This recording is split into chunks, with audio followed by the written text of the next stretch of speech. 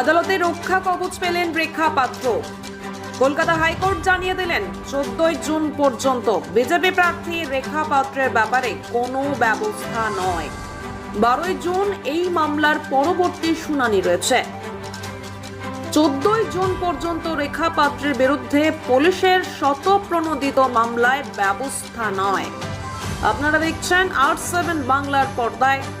আদালতে রক্ষা কবচ পেলেন রেখা পাত্র।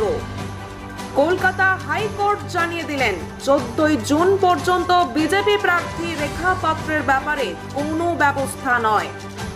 12 জুন এই মামলার পরবর্তী শুনানি রয়েছে।